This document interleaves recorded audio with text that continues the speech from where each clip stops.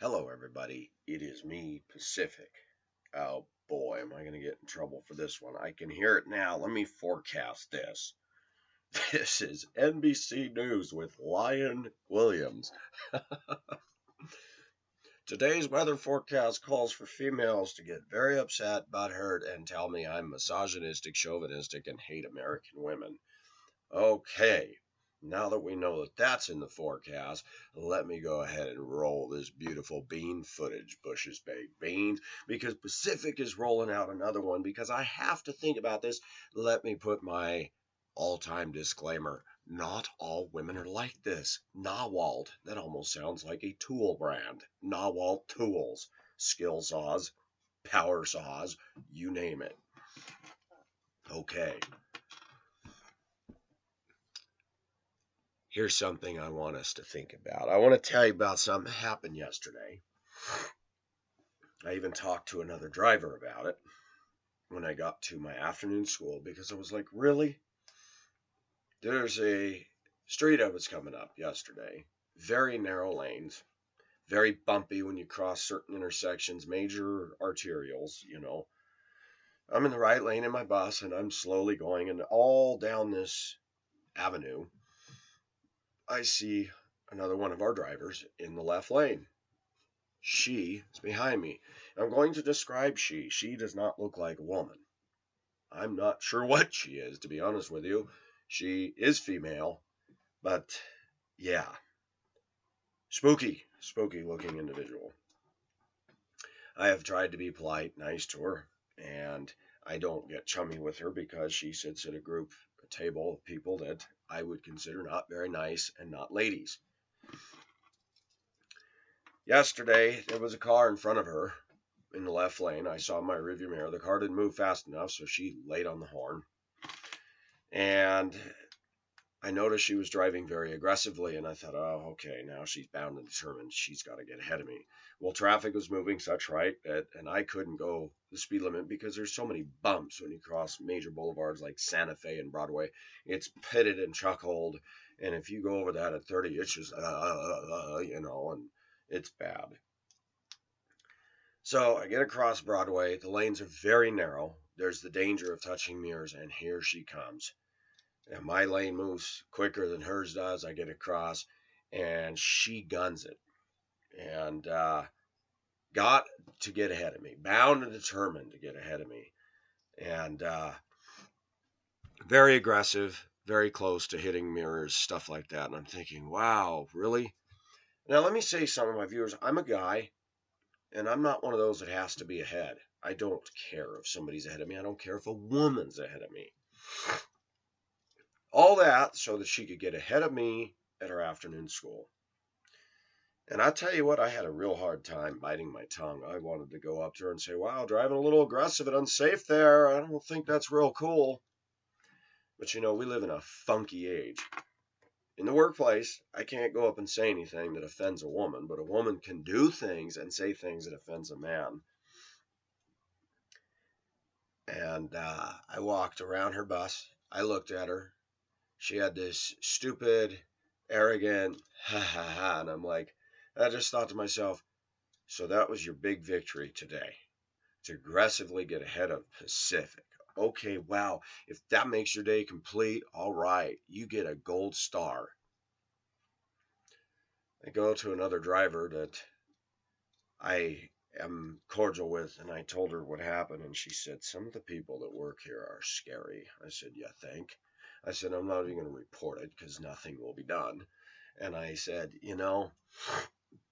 why are people getting aggressive and competing in their buses? I mean, really. But it got me thinking, I see this crap all day long. I see it all day long. Yesterday morning, I came up to a stop sign. The vehicle to the right has the right of way. I was the one to the right. I was there first. There's a woman, an Asian woman, crossing the crosswalk to my right. Car on the left at the stop sign, four-way intersection. She doesn't wait her turn. She pulls all the way out in the middle of the intersection to make it clear she's going to take cuts. Barely waits for the woman to cross and then guns it just to stop at the next red light. I want to say something to my viewers so that you know, in all fairness, nobody wants to be behind a school bus. But it's amazing the selfishness and lawlessness that goes on. People will break the speed limit, even with those digital readout signs that says your speed is, and then they'll put on their turn signal and move in front of me, only to stop at the red light. And one of the things I notice, I can't speak for other American cities, but Colorado has a really bad, irritating, childish habit of you're 50 feet away from the intersection. There's a line of cars on the left. My lane's open. And just before I get to that limit line, a car's got to suddenly no turn signal, pull out from a dead standstill and just pull into my lane, cutting me off and stop. I hit the horn, and what do I get? What is your problem? There should be a law against that, that when you've got a through lane of traffic and you're that close to the intersection, that you should not be allowed to go unless the car in front of you stalls out. But you know who does that the most? Women. And I'm going to say it again. Do you know who will block me on the freeway more out of the sexes? Women. My lane's ending. I'm trying to get up. Most intellectual people would know, hey, that bus has got to get up speed. He can't go from a dead stop into a 55-mile-an-hour lane. And you try to merge. I try to gauge it. Okay, I can get between these two cars. And a woman will always, I'll hear that plastic Subaru motor go, and boom, and there she goes. And I just cannot believe it. And I think, wow. And you want to stop and ask these women with a video camera and say, so I noticed you saw that bus or you saw that truck and you couldn't let them in. Do you want to tell us why? You broke the speed limit to speed up. So do you think that you're a good driver? Do you think that I was being a defensive, courteous driver? Watch the reaction. Let me tell you some things, and I'm going to share some things with you. I'm going to share some things with you that I have noticed that need to be talked about. And I'm going to be blunt. I'm going to be graphic.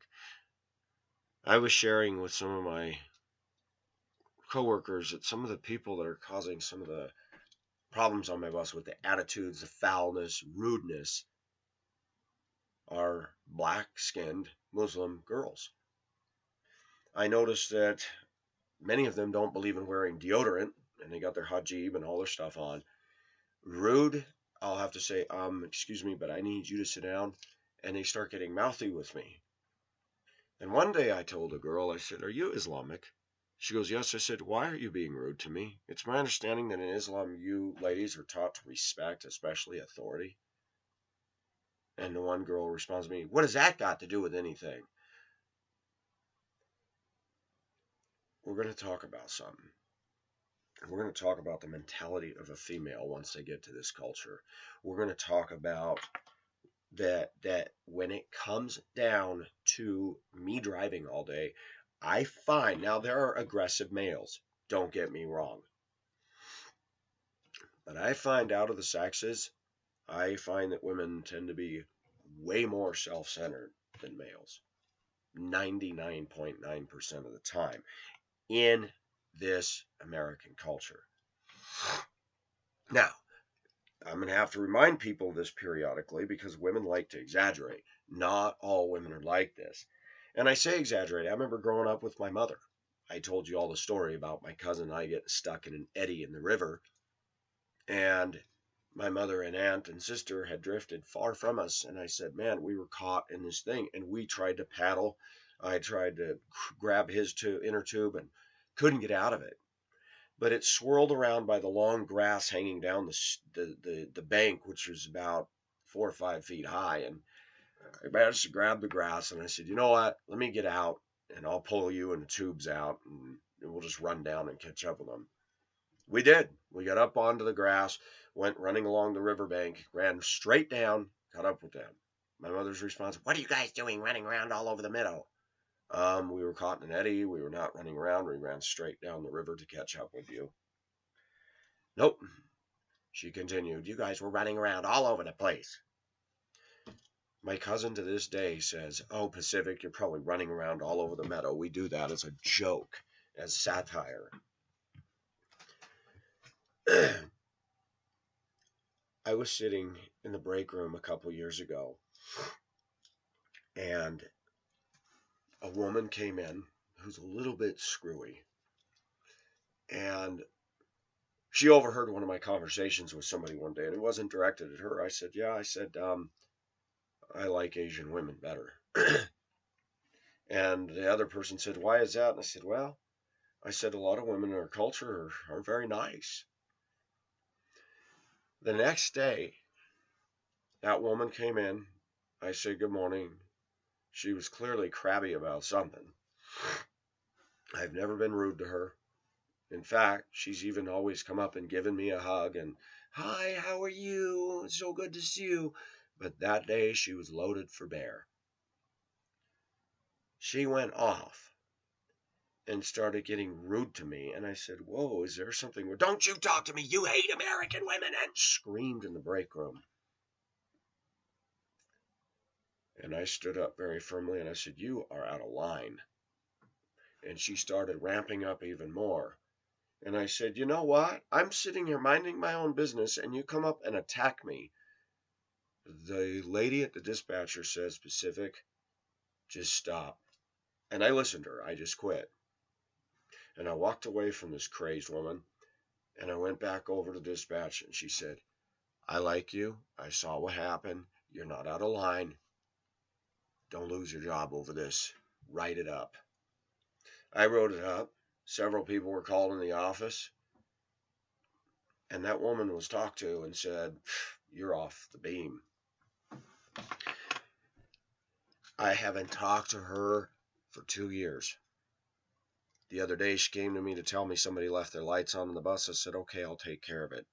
That's the first time I've had conversation with her. But I will never sit down and chat with her ever again. I'm going to say something to my viewers, and I'm going to say something very profound. I've seen this a lot of times in the workplace. I worked at a truck dealership. We had a lady there was a title clerk, and then there was a lady who did our financing. And she did the financing for people that purchased trucks. And one day I went over to her office because I worked predominantly for the used truck department, but I also worked for new, but I was hired by the used truck department. And my boss at the time, he was nice. I had nothing against him. I liked the sales team I worked with. Everybody, we got along. I was asked to go take a piece of paperwork to her office. I went over there and she said to me, she goes, oh, and she started mouthing off about my boss. She said, oh, that's right. You work for used truck trailer trash. I said, excuse me? And she started running her mouth like a toilet bowl. And I thought, man, I'm covering my butt. And when I was done in there, I didn't buck or I didn't say anything. I went to my boss and I said, you need to know what that woman's saying over there. And I'm not very comfortable with this. I don't know what her deal is, but I don't want to hear that. And this woman had bent my ear quite a few times. So my boss went to the general manager and told the general manager. The general manager marched into her office and said, that is not appropriate. My bosses both came up to me and said, if that happens again, let us know. We're not going to entertain that. Well, guess what? A week later, both the used truck and the new truck GMs were gone for the day. I'm outside her. One of the salesmen pulled up a new Isuzu truck for delivery, asked me to go in and take all the stickers off the window and get it ready for customer pickup. I'm in the cab and I'm facing the other door, so my butt's facing the other door, and this woman comes in on the other side, comes in behind me, shuts the door and says, we need to have a talk. And I said, whoa, excuse me. And I go to grab the other door handle and she prevents me. Why did you go tell your boss what I said? And I said, you know what? We're not going to have this conversation. Oh, yes, we're going to have this conversation. I said, no, we're not. I got out of that truck in a heartbeat, went out the other door, and I went straight to the accountant. I said, we got a problem. And he was a man, and I told him. When the bosses came back the next day, they called me in their office. They said, did she corner you in the truck?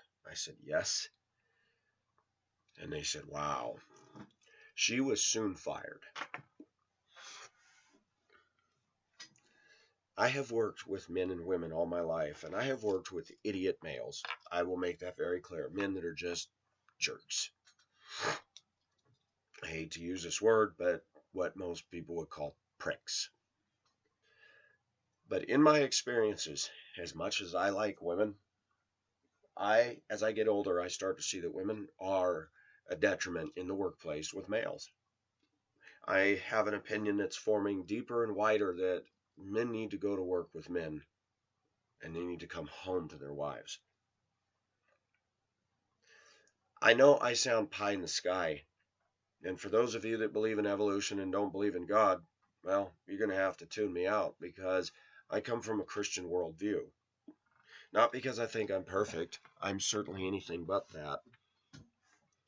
But I watch the dynamics in workplaces, and I watch the way men have been lobotomized in the workplace. Men can't compliment a woman. Men can't do this. Men can't do that.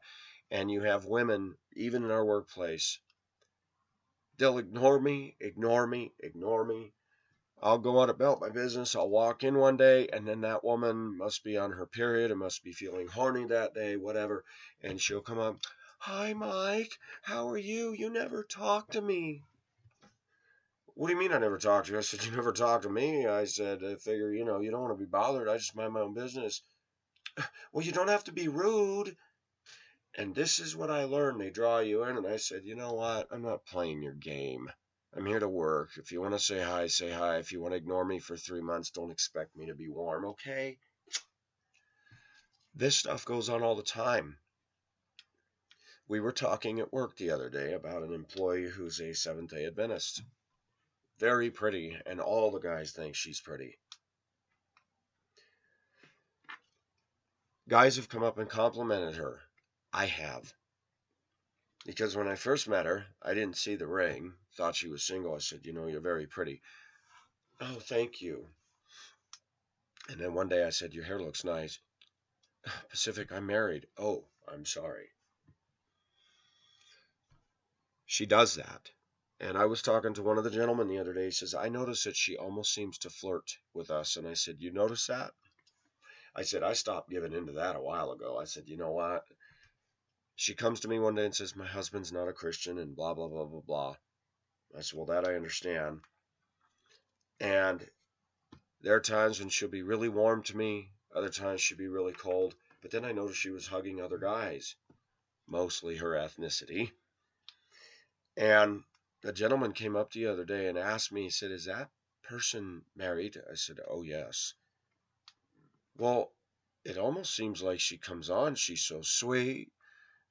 Bats her eyelash. I said, she's a flirt. I said, if you sit in this break room and watch, she doesn't hang around the ladies. She talks mostly and only to men.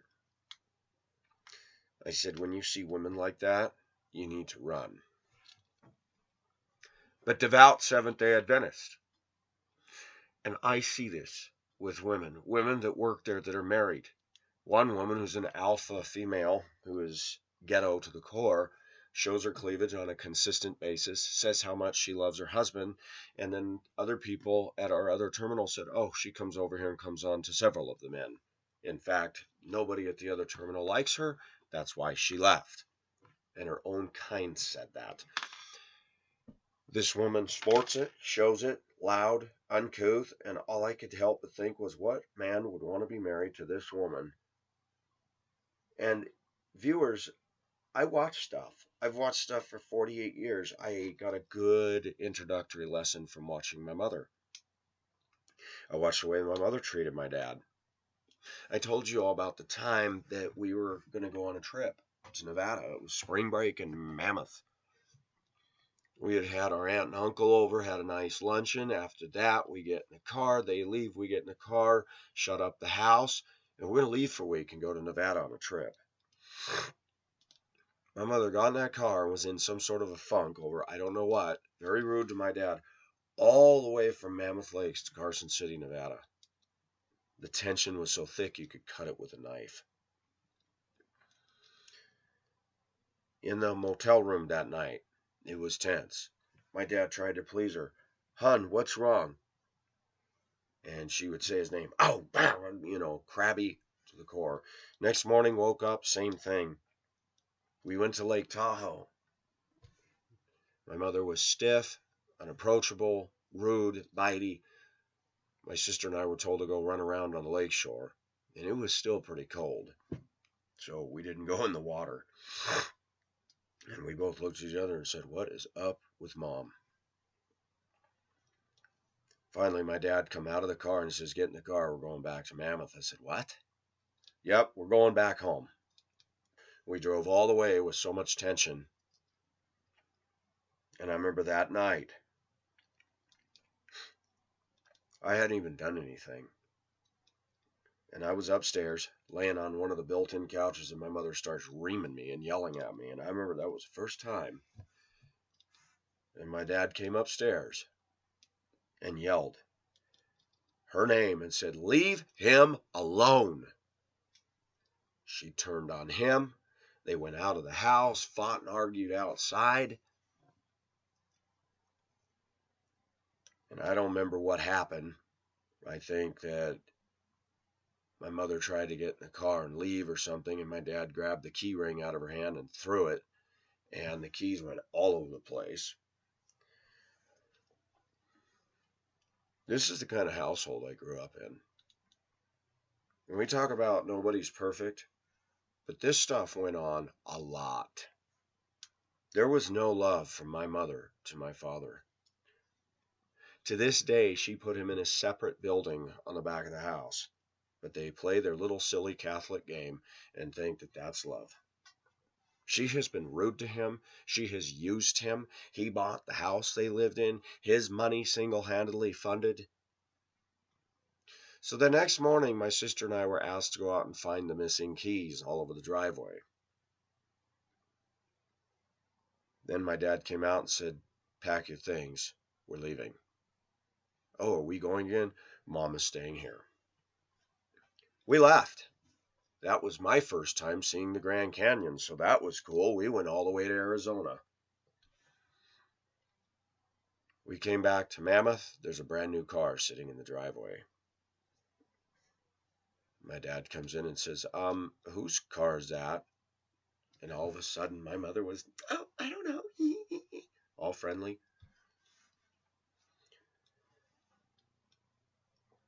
I'm going to say something, viewers, and I'm going to say something to some of my female viewers that want to insist that I am driving off any potential interest. I don't care. Because number one, if somebody's interested in me, they're going to get to know the heart of me. And if they're offended at the things I'm talking about from my experiences and my observations, they don't belong with me anyway. I'm not worried about that. This is a video channel. This is a blog. This is a forum. And I am going to talk about things because men and women that I know, they concur with this. I watched my mother for years talk about our two aunts and their bipolarness. I watched my mother, as my ex-wife used to say, with my mother, it was flavor of the month club. That my mother always had to be against somebody. It was my cousin and her husband. It was my other cousin and her husband. It was me. It was me and my first wife. I mean, if it wasn't us, it was somebody. And when I moved to Duluth in 1989 and I wrote and corresponded with my family, I got letter after letter saying, "Oh my gosh." Even from others that my mother was against. "Oh, your mother's mad at us." And I stood back from afar going, she can't exist without some sort of conflict with somebody.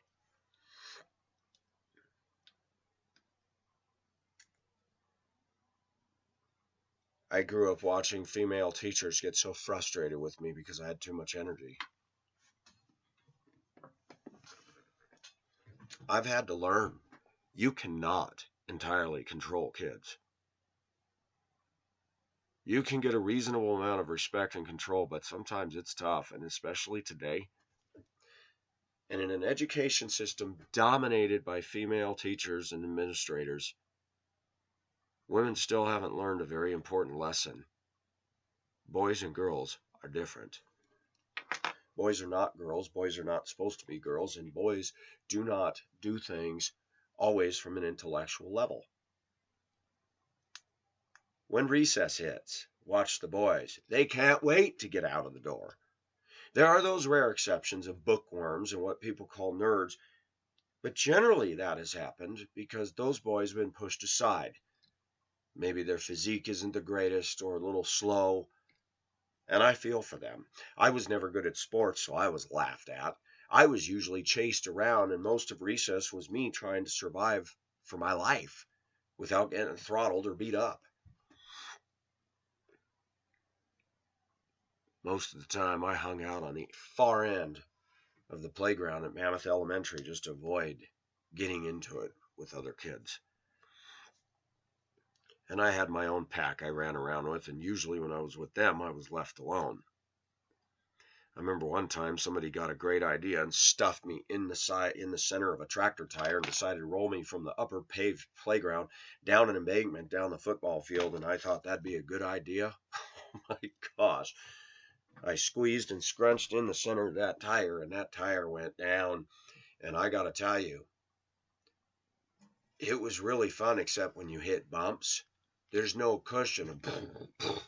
And that thing rolled, and I can't stop. I'm at the mercy of gravity. And this thing rolls until it can't, and then it rolls on its side. Oh, I got squeezed and squished and bruised and hurt. And everybody says, "You want to do it again?" I said, no, I don't want to do that ride again. I said, "Why don't you all get in there?"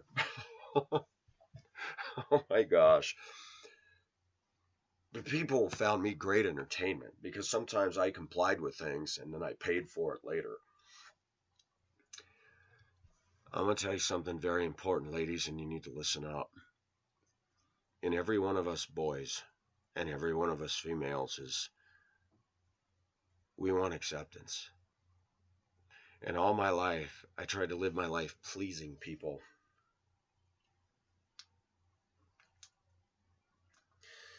When a homosexual guy touched me once, and I realized how much it aroused and turned him on, when you don't get the necessary affection and approval that you should as a child, you will seek it in ways that are just wrong.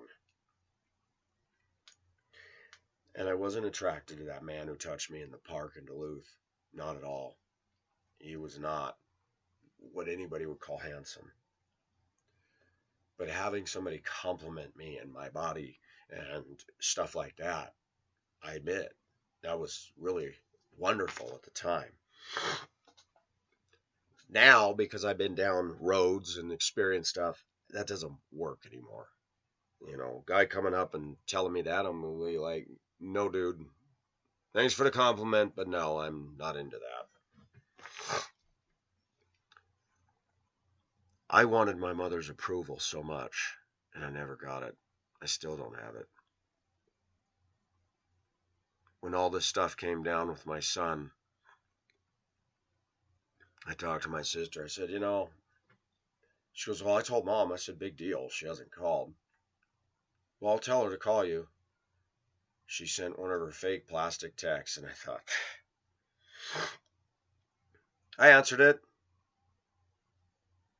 but I only answered it once. And then she sent another fake one. And I admit, viewers, it's not that I'm bitter. It's just that I grew up seeing a woman who was nasty as hell to us kids at times. And then the phone would ring. "Hello?" And I was like, "Really? You want to talk about bipolar? Or what the hell is that?" I work in the workplace and I see this crap all the time. Let me tell you about the dumb things that women do. I'm driving through our lot with my boss. A woman is crossing. I yield a driver a flake. And I start to go. And without even thinking, she turns around and goes, throws her hands up, forgets something, and just walks right out, and I hit the brakes. And then she goes, and I'm not going to lie, instead I'm going, you dumb broad, get the heck out of the way.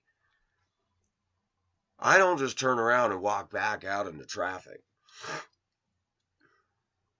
I had a woman one day, I was talking to somebody, she did not say, excuse me, or give me any warning. She bashes into me and says, excuse me.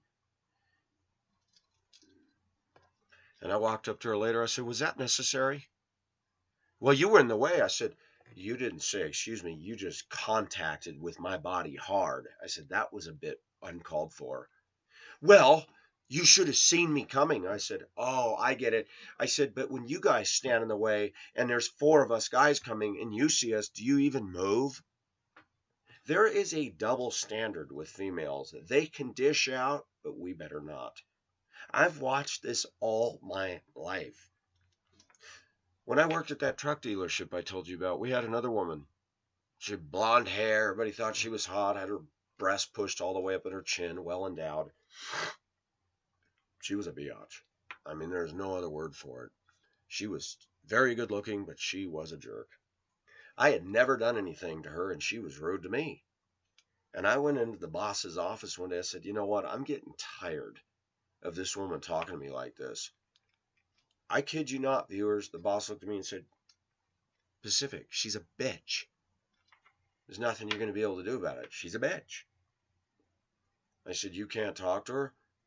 I can't make her like you. I'm not asking you to make her like you. Do you think you could teach her to be a little more professional? Boss says, you know what? That's another department. And I try to let their bosses handle that. But he says, you're not going to change her. I've watched men in our society learn to just accept this. Let me tell you what that woman did. One day the boss called me in his office and said, I need you to go to Joe's Crab Shack. Or I can't remember. It was one of the very expensive crab restaurants in Denver. And he says, I want you to drive out and get some gift certificate and for this amount. And here's the money. And I said, oh, what's this for? He said, oh, she has breast cancer. I said, you're kidding. She went and told everybody in the department she had breast cancer and all this. And then she kept taking time off and all that. And everybody felt sorry. And everybody raised money for her, got her cards, everything. Her boss finally said, can I see some doctor's notices? Can I see any kind of proof that you went to the doctor? She produced absolutely nothing.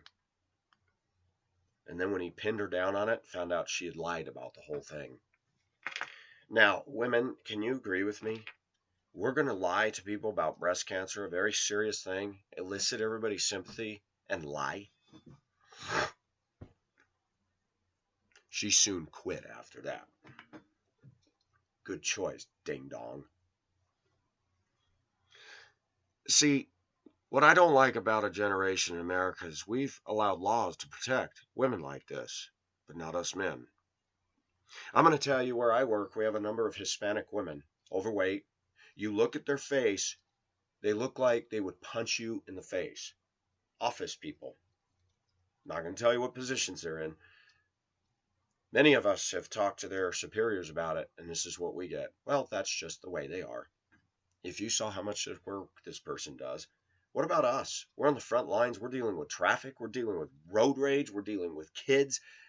And then we got to come in here and be treated like that by people that sit at a desk all day.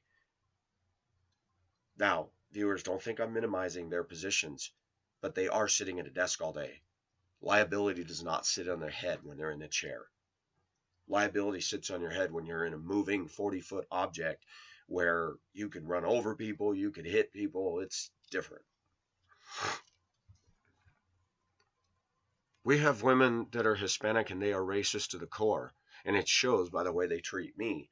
I'm nice. I'm nice to everybody. I'm not a threat to anybody. But then I started to realize something. You are a threat. And this is a message for Christians. You don't have to say one word about Jesus Christ to your coworkers. But it's time for us Christians to wake up. The children of Satan, they're not comfortable around the children of Jesus. And the Bible's very clear. In Ephesians, it talks about we wrestle not against flesh and blood. There's a spiritual dynamic going on that the unbelieving world cannot see. They don't even know that they're participating in it. But nonetheless, even Pacific, if I was a boss and I saw, even if they were female, I'd say, why are you rude to him? I'd call them in and say, why do you answer people rudely like that? And this isn't the only place. I've seen it from place to place to place to place. I've met women that are nice. They do their job. They greet me every day. Hi, Mike. Nice, honest, hardworking women. We lost a gem of an employee last week. She'd been there 20-something years. A woman, a fueler, doing a job that, is not glamorous for a lady.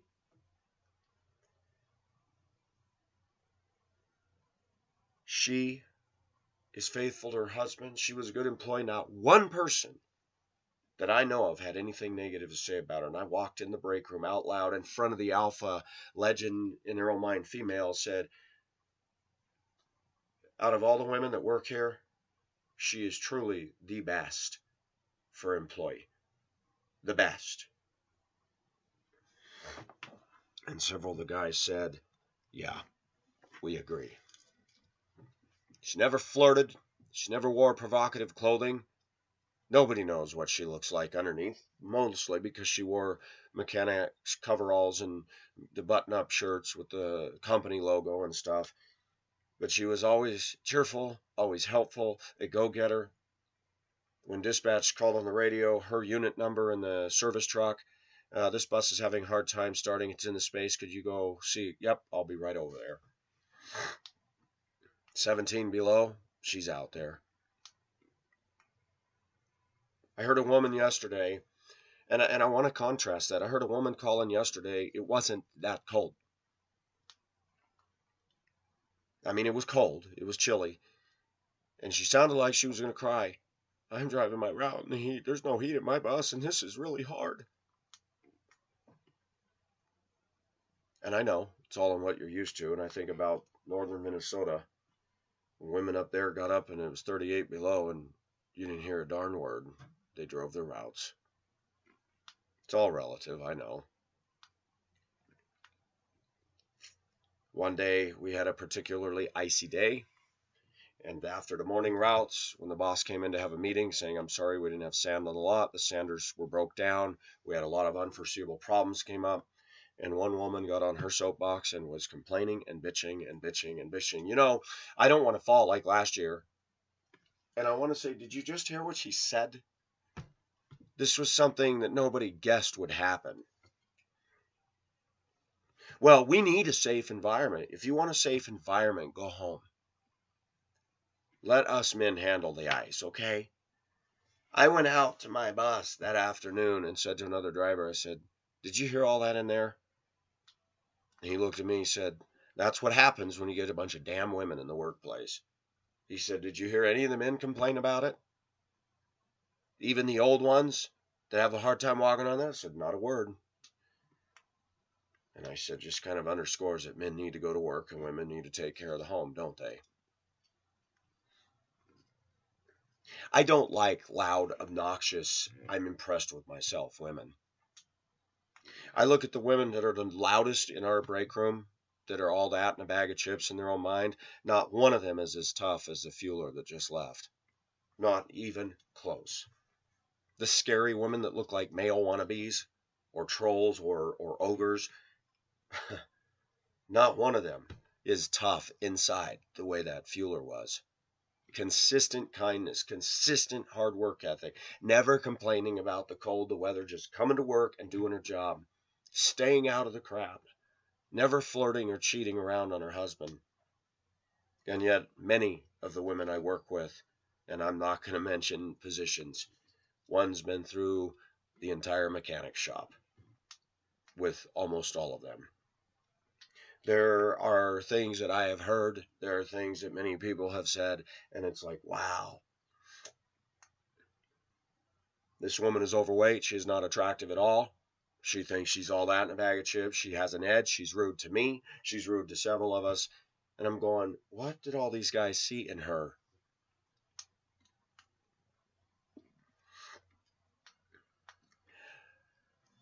For those of you women that come onto my channel and don't like what I talk about when it pertains to women, I'm going to tell you, then you need to go somewhere else. I don't want to run you off. I'm not going to be rude and block you unless you start being ridiculous. But Pacific gets up every morning and I go to work and I start my day, and I'll tell you, I can't believe how much negative stuff comes across my world and infects my world that's done by females. From the minute I walk into the break room door, a black woman who thinks she's all that in a bag of chips, the minute I hear her voice, the whole tone is set. It's like, oh, I can't stand that woman's voice. She's not sweet. She's not warm. She's not nice. She's not tough. She talks tough. She's all mouth. She has been rude to me since day one. Never did anything to her.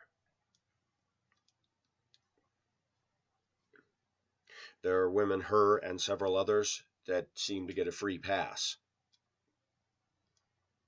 And many have said that those several of them get away with this stuff and get away with things that the rest of us would not. It's obvious. The other day, I had a female come up to me and point out one of these alpha females and said, I've almost been hit by her in the parking lot. I said, she's a horrible driver, and I've seen her in her bus, and she's very aggressive. I said, somebody needs to do a ride check on her when she doesn't notice and follow her in a vehicle. I watch women pull out of one of the schools. It's got an arrow that says right turn only. It doesn't say it, but it's you can't make a left. They make a left out of there all the time, and I think, yep, and as soon as you get in an accident, you're going to be busted. I watch stuff that goes on in our society. I watched the evening news in the past. I don't now. I've watched our media. I've watched the workplace. I watched the mother that adopted me. I watched my oldest sister, who was and is a snake in the grass.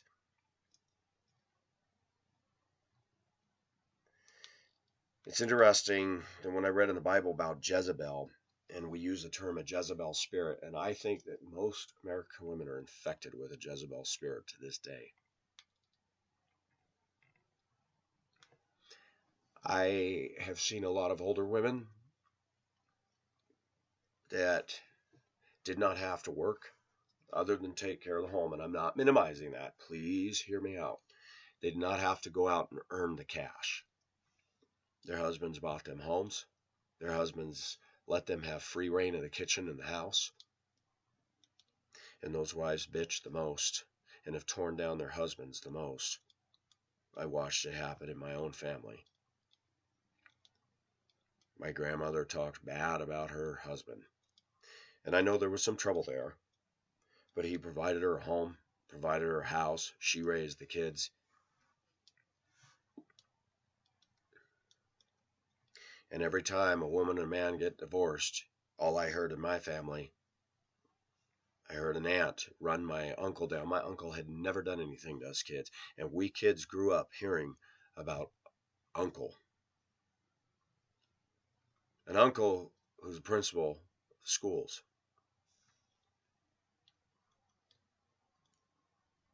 And kids shouldn't have to hear that stuff. I have an ex-wife who has trash-talked me since 2007.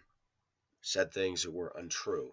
Has maligned, has falsely accused, has outright lied. She doesn't believe she has at all.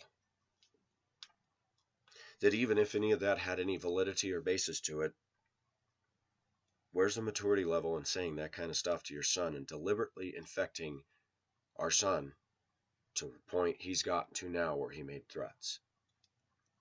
Pacific can't even begin to go into that situation and try to fix it. She talks about the need for our son to have a counselor, and I want to yell, you're the one that needs to go get committed somewhere. It is very hard because all I can do is try to be kind and not say anything controversial to her. I don't like it. And this is what's happened to American males in this country. We've been muzzled. If we speak our mind, whether it's in the break room or an ex-wife, Watch the fur fly. And if you start flying fur in a break room, the women are going to win and the guy's going to get in trouble. I have watched women in that break room walk in and be foul and say things that I would never dream of saying in a public workplace at all. And I'm like, wow.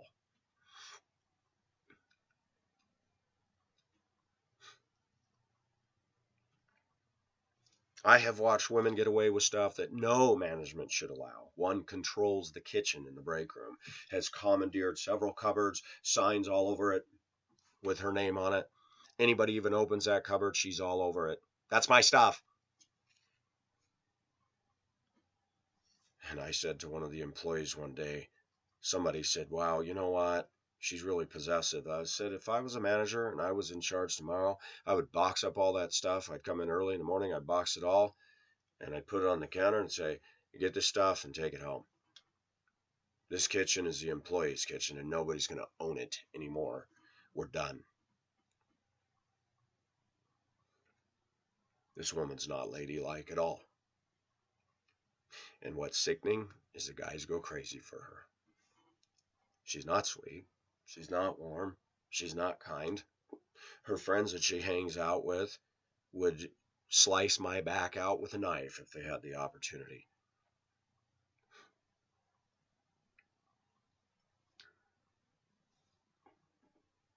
One of her own relatives is using one of my friends, using her, and she allows that to happen, and has broken hearts of other girls in there as well. And I look at this stuff, and I stand back and watch this stuff, and I threw the guy in there. This is the kind of stuff that I see, and I just watch. And Pacific knows he has his problems. Pacific knows he's made his screw-ups, sins, mistakes, and failures. But I try to do my job well. But the modern American workplace where men and women are is landmine city. And that's tough. I want my viewers to know I don't hate women, but I hate this game playing. I hate these undercurrents. I hate this kind of stuff. I hate it when we don't have managers that stand up and say, you know what, you're just being rude and I'm not going to put up with this. Knock it off. When people come to your desk, ma'am, you need to say, hi, how you doing this morning? How can I help you? There's one woman I do not like going to her because it's a situation where if I say anything, I'm going to get in trouble. She is rude. She will glare at me and go, doesn't say, hi, how you doing? Can I help you? So I stood there for a minute and waited for her to say something, and she just glared. I said, good morning. She didn't respond to that. And I needed to ask her something. She was curt, cutting, and condescending and rude. I want to know why in this country managers, employers, and other people put up with this stuff. I should have every right to say, is there any reason you're being rude to me, ma'am? I haven't done anything wrong. Why am I being treated like I'm the bad boy here? But that's not just in the office, it's out there on the road. Watch what happens when women pull out in front of you, cut you off, no signal, and you honk. Watch what happens. You know what I've seen? I've seen women do stuff with other motorists. The other motorist honks, and she'll pull out her cell phone and hold it up out the window. I'm filming you. I'm filming you. I'm going to turn you in for road rage. Aren't women in this country like that? They precipitate, they provoke, and they do stuff. And when somebody reacts, then they're going to go take you to court for that. What we've seen in America is a shift of where women have become provocative, not just sexually, but provocative in their actions.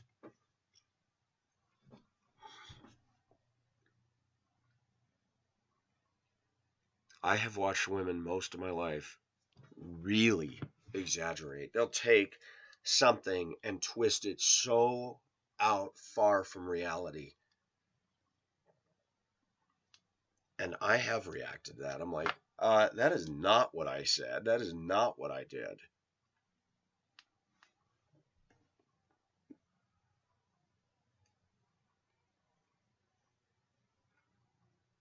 There was a woman at work when I drove for the bus company in Spokane. She was a little odd, but she was cute. And I'm going to be very honest with you women.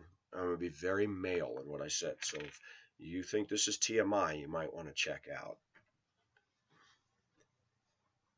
I was having problems.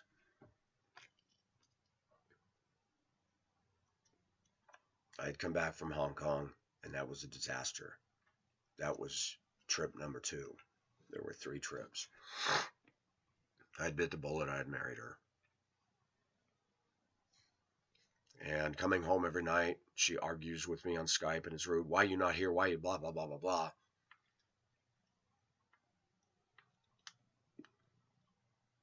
This girl came up to me one day and said that she had something wrong with her car and wanted me to help her. So I went out in the employee lot after routes. She had no bra on. So I'm going to be very honest. Her nipples were poking through her shirt. That was quite arousing. And I was like, dang, that's nice of you. And I didn't say anything. I'm not rude that way. She's being very friendly to me, and I'm trying to help get in her car. I think she locked her keys in. I said, man, I can't get that coat hanger down in there. And I tried, and we talked. I think she said something like, how you doing? I said, I think I made a big mistake. And I started telling her, I said, yeah, things aren't working. She's really rude, and I don't think she really loves me, and I think I made a huge mistake. And just chatting. Couldn't get the car open or whatever, and we went on our way. Several days later, she comes up to me. She goes, can I talk to you? I said, yeah. She's, I felt really uncomfortable. I felt like you were coming on to me. I said, what? I said, I didn't ask you out for a date. No, but you were telling me things that, I don't really know you that well. I said, I'm sorry, I'm an open person, and you were talking to me, and we've talked a few times, and you asked how I was doing, and you even mentioned about, you said, how are things going with that thing in Hong Kong, and I told you.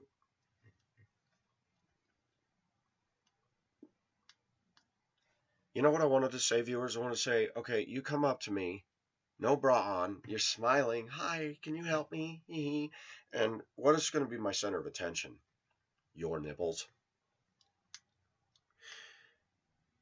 I didn't say anything, oh, you're hot. I didn't say you want my phone number. Nothing. I said I like talking to you. That's it.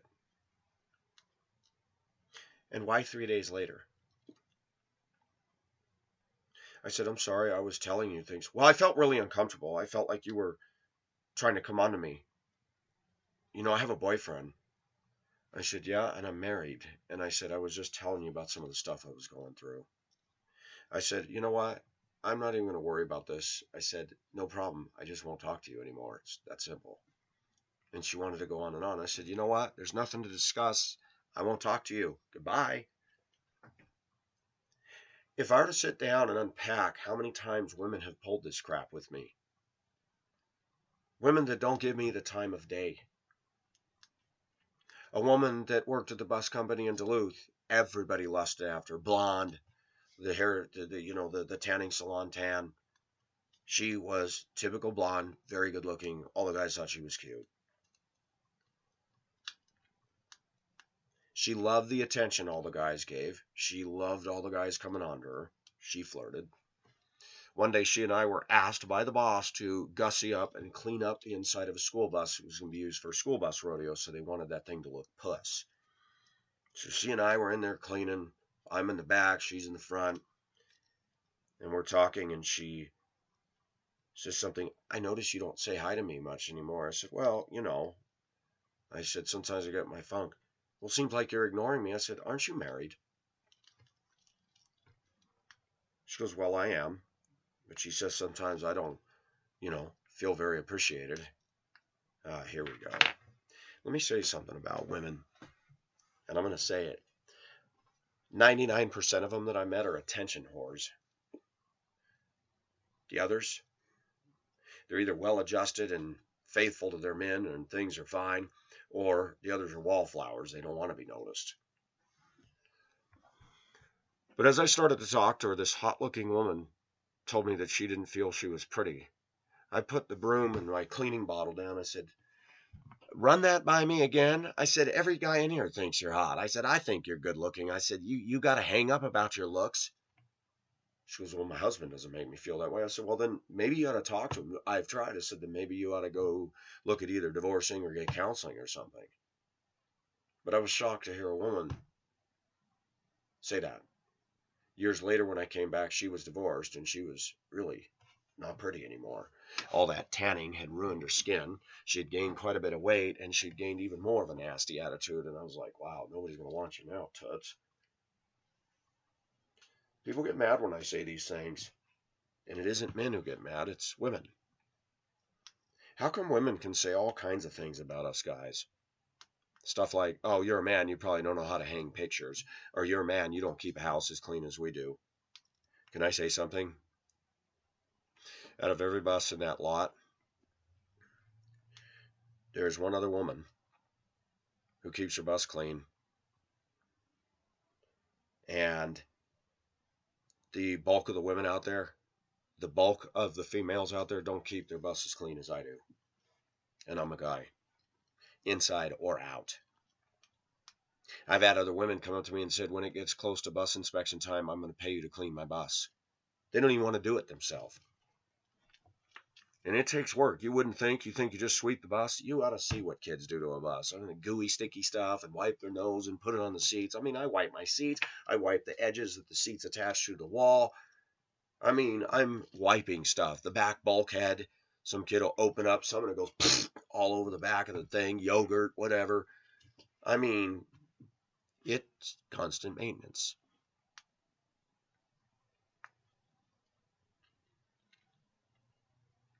And I see extremes in all levels in society with women. I see the women that are out there. I get a break in traffic. I've got a stop sign. And there's no walk sign. It's a stop sign. And I get ready to go. And here comes the woman jogger. Instead of looking at, oh, that bus is going to have a hard time getting out, she'll just run right out in front of me. You ever notice women that are running, they think they've just got the right of way? It's like, you're not in traffic. You're on a sidewalk. And you are supposed to yield. Nope, they don't. Women with dogs and strollers are the worst. Women think because they have a stroller, oh, they'll stop. I've got a kid. Why would you even take that chance? I've been in a mall. I've been in a store, and women with strollers will bump those front wheels right up against my Achilles tendon. And I turn around and say, excuse me. I've watched women, and even my ex-wife said it. They think that when they're with a stroller, that's their battering ram. I said, isn't that dumb? I don't do that. When I had my kid in the stroller, I didn't get up on somebody and, bump them. You're putting your kid at jeopardy. What if that guy turns around and knocks that stroller over? A lot of women don't think. I see that all the time. I had a woman pull out right in front of me one day, pulled right out, two-way street. Not only did she pull out and I hit the horn because I almost hit her, she pulled out that close, she stops, just stops. And then she whips a Yui and cuts off an oncoming car, and I hit the horn again, and she looks at me with that, what is your problem? And then they wonder why we men think women are stupid. I see this crap all day long. I see it in the break room. I see it on the road. I see it in stores. I see this all the time when I'm in any public store.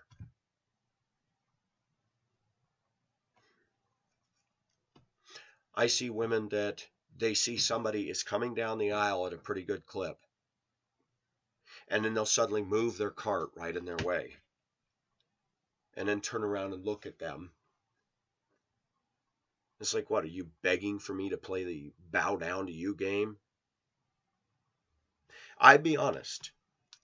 My body language at that point isn't very nice.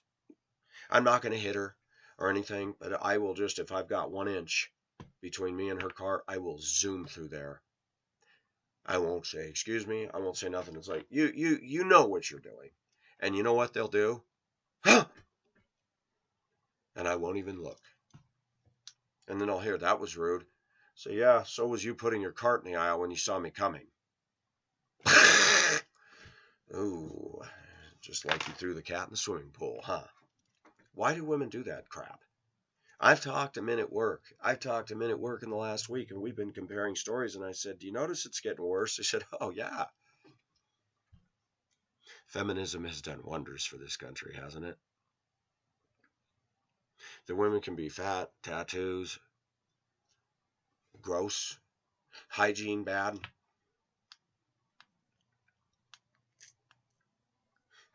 Women have problem with women. There's a woman that I respect.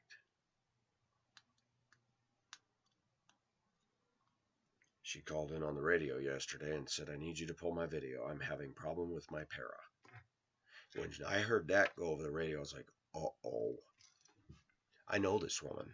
I thought, I bet you it's Para's fault. I'm not going to get into the details of the story. But we talked. She told me what happened, and I was like, wow. The para was so out of line, it wasn't even funny.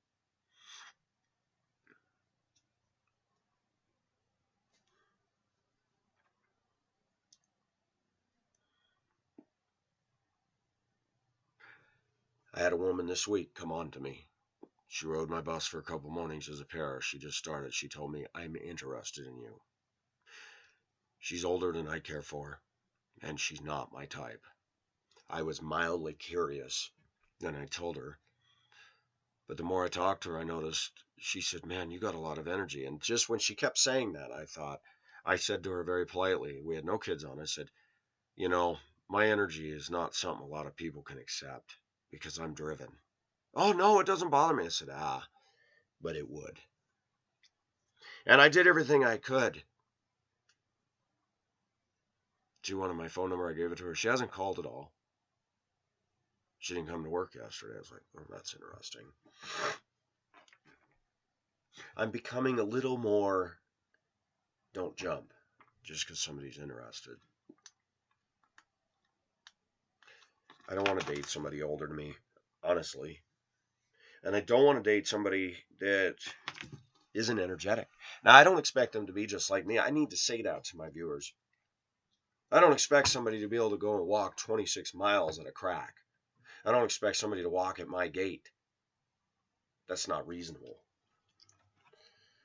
But a couch potato Civic? No. Part of when we talk about being unequally yoked, I think it applies to that. And as I talked to my friend yesterday, the Jehovah's Witness woman, and that's another case. She said, "But you need somebody that kind of be different to you too, to kind of." I said, "No, I agree. And there are times we need a person. Women need a man that's a little bit different than them, and I need a woman that's a little bit different than me that can point out the things in my life, not nag, not bitch, not criticize my personality, but a woman who can say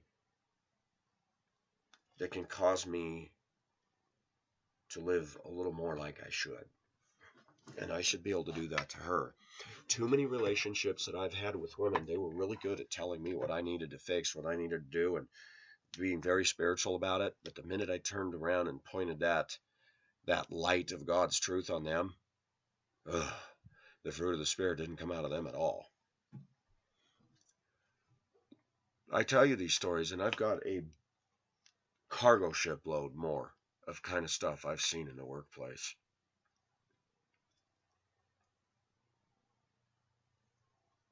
I watched a woman who was married come on to a married man in the shop at a place I worked, a truck dealership. She worked in the offices. They escalated into an affair. One day I came to work, she wasn't there. Somebody said she quit. I remember being upstairs, asked to help another woman who was blonde-haired, very large breasts, wore very low-cut shirts. When she bent over, you could see the nipples poking over the bra. She was a major distraction to any of us guys. And she got real close in your personal space. "Hi, Pacific, how are you?" She had that perfume on. She was dressed to kill. And I went upstairs to help her move boxes up in the parts department. She deliberately leaned over several times, and of course I looked. I'm like, dang. Got the whole world in my bra. I mean, I could see it all. Then, as she's leaning over, she goes, so and so down in the shop is flirting with me. I want to say, well, gee, I wonder why. I remember watching one of the mechanics, the head of the shop, come up to her, and I'm standing right there because I had to be involved in something with helping them. And she walks up, and everything's quite prominent, and there was a piece of something on her shirt. And he looks right at her and says, you got something there, like a piece of fuzz or something. And she giggles. She goes, oh. I've watched women, they egg that crap on, and they'll be the first ones in the office saying sexual harassment. I've seen this all my life. I've seen crazy stuff. I watched one of my supervisors at the bus company in Spokane go up the stairs behind a driver, and I knew the driver, and he had his hand up underneath her butt, grabbing her crotch from the front. I mean, everything in me wanted to say, whoa, with me right behind him. Because he had to have me fill out some paperwork. Because I'd come back from Hong Kong. I'd worked there for a couple months, and I left for 8 months, and then I came back to start the new school year. I couldn't believe it. Then all of a sudden, one day I see that woman, and she's cold as ice to that guy. And women will do that. They'll rush quickly into a euphoric-based thing. I had a gentleman come up to me at work the other day, one of our pairs, and he said, so have you dated anybody? I said, no. He said, I dated somebody in here. Okay, he's a married guy. He had told this girl he's married. The girl didn't care. He said they started getting intimate. And then one day the girl he said, I came to work and it's like she didn't even know me. She wouldn't talk to me, nothing. I said, really? And I begged him, who was it? He says, no, I don't want to tell. Okay, I'll respect that. These are the women that will put me down and tell me I'm not this, I'm not that, but they'll screw around with married men. They'll get intimate with them and then they'll cut it off and ignore them and treat them like garbage. Women in the workplace that don't want anybody to know that they're going out with somebody. It's like, well, if you're so into this guy, why can't you be public about it? I have watched female bosses complain right in front of me about their own position. Complain. I'm not going to get real specific here, but I have currently seen things go on where I have to come up to somebody, a female, and tell her, I've got this thing, I sent you an email. Yeah, if I can get to it. I'm so busy, they overload me all the time, and, hey, that's not my problem. I'm told to bring it to my supervisor.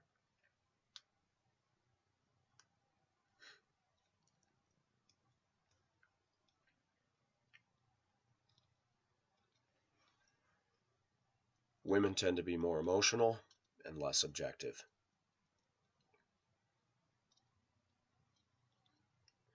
Women often, I have seen women in the course of my life, friends that I had a friend in Duluth.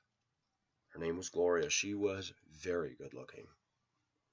She flirted with me day one at Highland Plasma Center down on Superior Street in Duluth. I thought, wow, she's pretty. I didn't know she was married. She would always talk to me, and you're a Christian, so am I. And one day she come in with big black eyes, and I said, wow, what happened? Oh, somebody I love. Was that? It's somebody I love. Why don't you just say it's my husband? And I said, you don't have to take that. That's against the law, man. Well, they ended up getting divorced.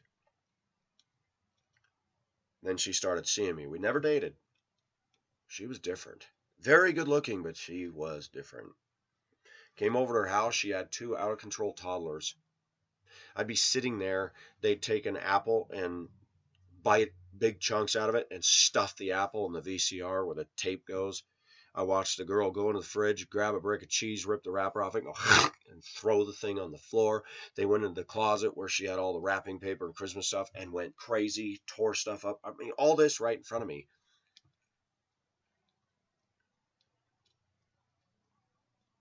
And one day I was visiting, it was an evening, and she goes, her kids were out of control. She goes, will you help me? I said, help you what? They're out of control. I said, and I did. I walked in and I said, hey, you guys need to cool it. Mom, we don't like him. Ah! I said, you know what? I'm going to go. I was just visiting her. We'd have tea together. She would call me up and say, I'd love to give you a massage with oil and stuff. I wouldn't do it. She was hot. I wanted her hands on me. But watching those kids, she was abused, so she never wanted to spank her kids. The Bible says, spare the rod, spoil the child. I'm watching that go on with my son. I'm watching that not by me, but by my ex. I watched that with her. This woman did not have a spine with her own children. She got into this arguing and tug of war with the kids, which you never should do. And I've got sucked into that bait, especially with middle schoolers. And I've had to learn, hey, I'm not going to argue. I asked you to move up front. If you don't want to move up, I'll write you up. But nope. It's your choice, buddy. I got a bus to drive. I'm not here to get into this crap.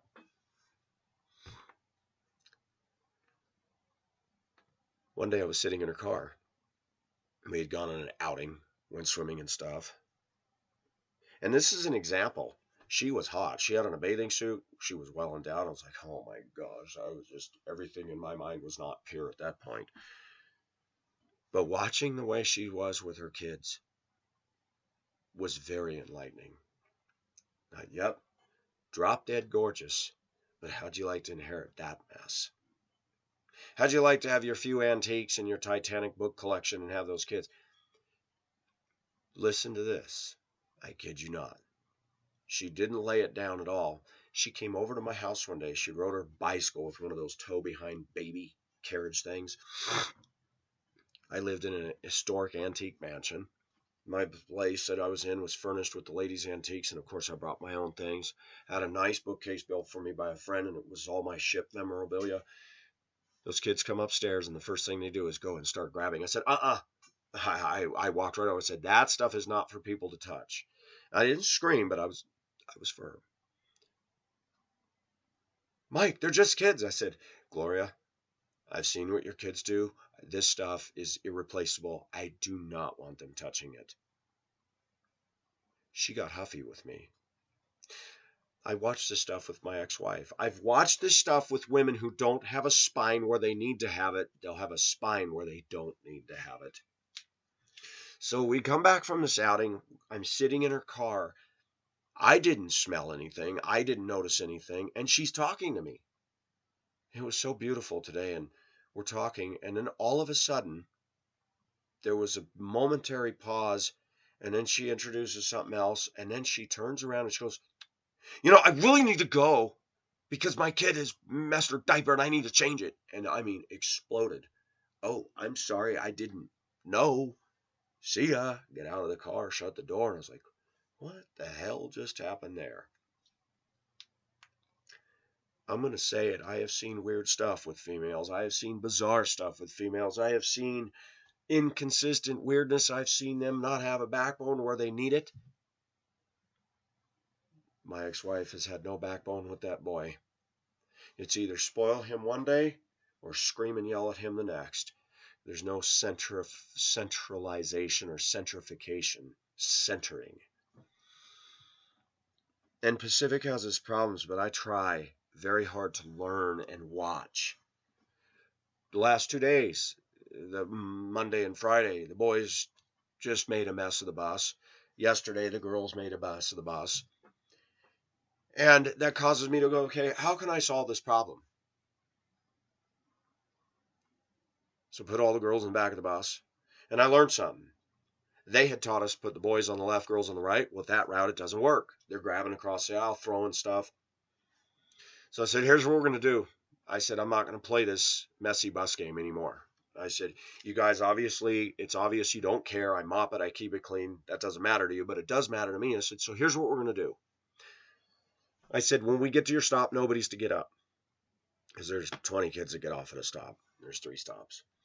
And I said, you know what? You don't get up. I'm going to shut off the bus. Door's not going to be open. I'm going to walk and check every seat. Then I'll go back, start the engine, put the stop sign out, and then you may be dismissed. I said, we will do that until further notice. And I said, I'm not going to have you guys tear this bus up anymore. That is rude, and that is wrong. I have been nice to you. I've shown you respect, and you're not doing the same.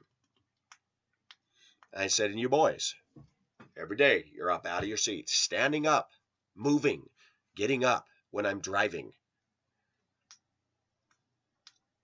Santa Fe Boulevard is bumper-to-bumper traffic, and it's moving along at 50, 55 miles an hour, and it's rush hour.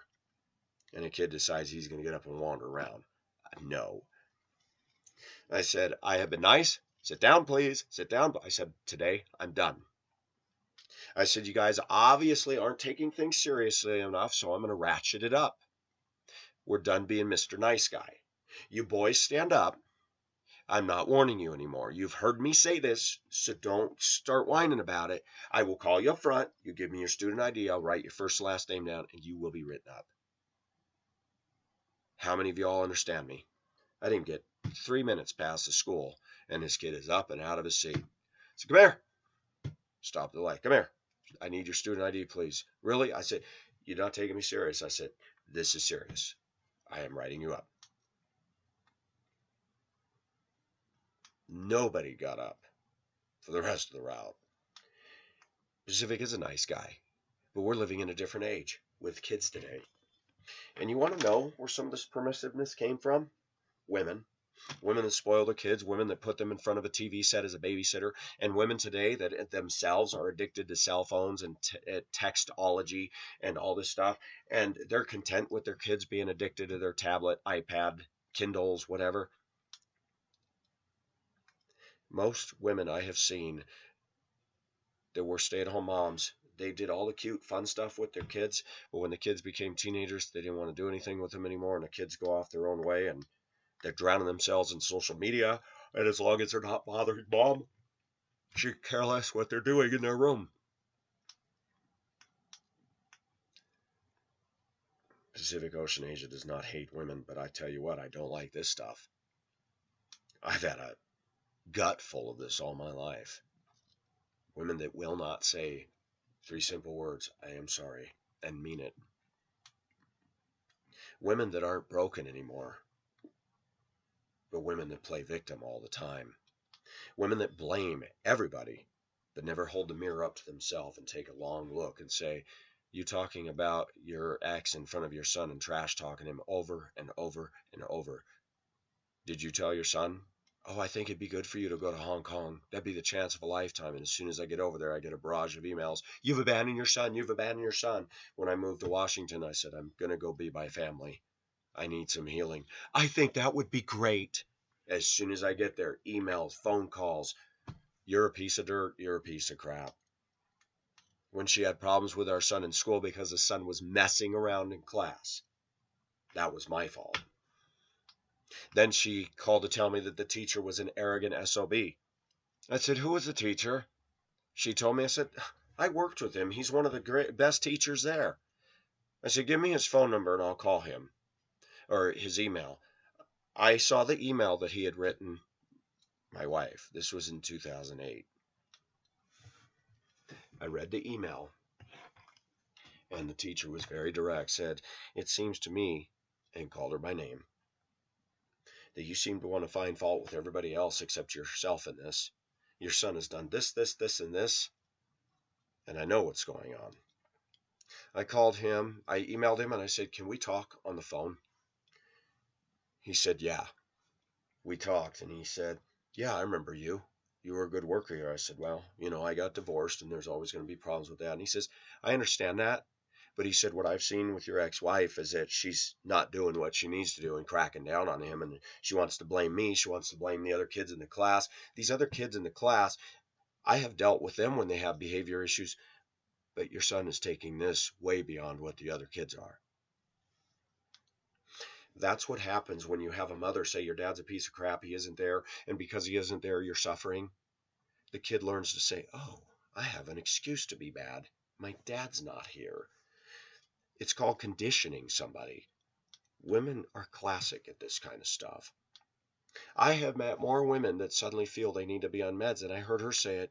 I need to be on antidepressants. I said, you know what? You don't need more drugs. You know what the hardest drug is for women to take? The reality pill. And because I got to get ready for work, I need to end it on that. Start noticing how many women are on meds. Start noticing how many women are on antidepressants, Prozac, and all this stuff, and ask yourself, why?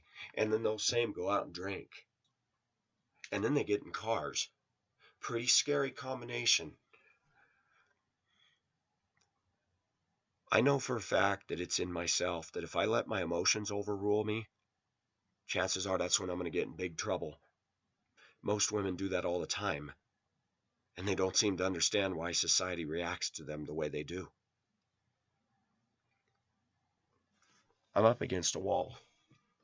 I'm up against a wall in a society that I don't have my freedom of speech right that most Americans have.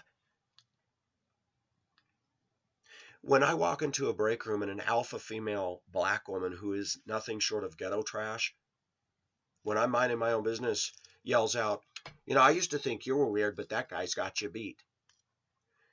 Why didn't management go and shut her down right there and said, that was inappropriate. One, calling both of them weird, this other guy and him. If I were to turn around and say, I used to think you were ghetto and I still think you're ghetto, and that was my first response and I didn't say it.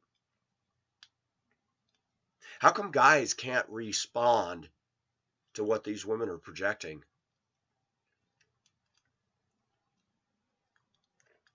I'm a fair guy.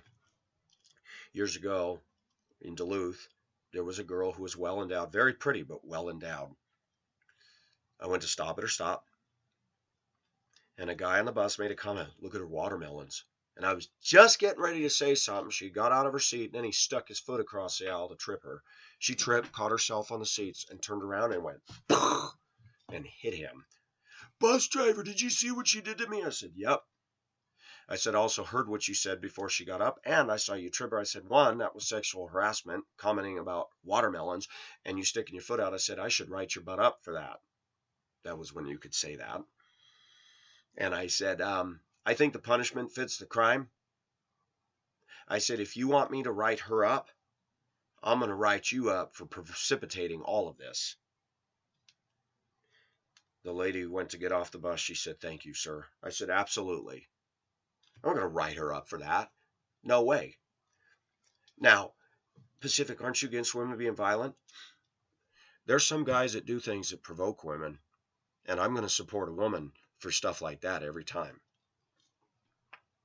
But I don't like these women that come in the break room and talk tough and talk foul, and the F word flies out of their mouth and their cleavage showing, and they lift up their arm and they got all this turkey skin hanging down, and they walk around thinking they're all that in a bag of chips, and they can say and do whatever they want, and management doesn't do anything, and the rest of us got to bite our tongue. I want some damn leadership in the place. I would have fired several of those alphas a long time ago. Not because I have a problem. And women respond to that, well, you just got a problem with confident women. It's a control thing. I have a problem with women that don't act like ladies. I have a problem with women that act ghetto, uncouth, rude, say insensitive things, and blurt off their mouths in a break room while management, females, and others ignore it all. But as soon as a man says anything that somebody else that's female is offended by, that man will get docked, or fired, or disciplined, or something.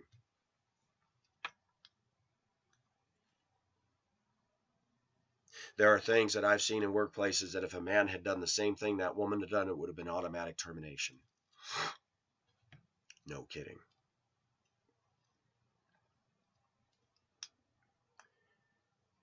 Women need to stop taking meds unless they truly need them. They need to start taking the reality pill. And if they have a problem with what I have to say, it's their problem, not mine. I see what I see. My eyes, my ears, my experiences do not lie. I go through this stuff every single day. Women that are rude to me, women that aren't interested in me, and then when I ignore them for a while, then all of a sudden they're all sweet and warm and pawing at me. It's like, you know what? I'm not into that game playing crap. Women that tell me yesterday, a woman, I said, maybe we should go to lunch sometime. Well, I'm engaged. I can't. Oh, okay, never mind. Then yesterday she goes, oh, I wish so bad you could massage my shoulders. I said, I'm not allowed to do that in here. And I told her why. She goes, I'd let you massage my back. You'd let me massage your back, but you wouldn't go to lunch with me. Now, I want to say something to my viewers. That's the inconsistency of women. I see this stuff all the time. I had a woman come behind me the other day and pat me on the butt. I said, what are you grabbing my butt for? I did not. You wish. I said, I felt it. And I saw you. She just outright lied. I wasn't the only one who saw it. It's funny, when women recount a story, you got to hear the way they tell it. Not even close to the reality of what happened.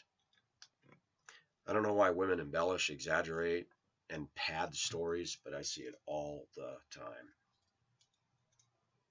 That woman that yelled at me and said I hate women, she went in and said so much stuff in there, and the boss called me in and said I didn't say any of that. And my boss actually said, I believe you because this is not the first time she's done this to somebody. I said, I didn't even say any of that. I was so mad I thought I will never talk to that woman again. Bitter?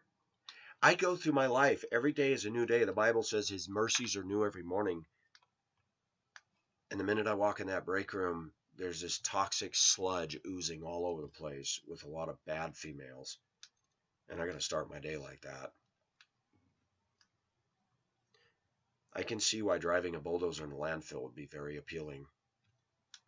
Yes, it'd be lonely, and I'm not a lonely kind of a guy. I like people. But when I watch this dynamic going on, more and more I'm starting to go, give me my truck. Give me my earth-moving equipment. Give me something where I can just do a job and be left alone for 8 hours a day.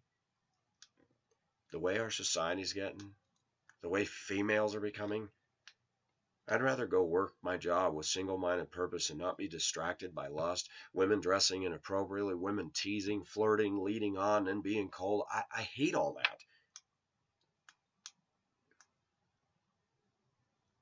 Anyways, yeah, this has been fun. Pacific's got to go get ready, but this is my assessment of things. And I won't retract. I won't apologize for any of this. This is a fact. This is Pacific signing off. Bye-bye.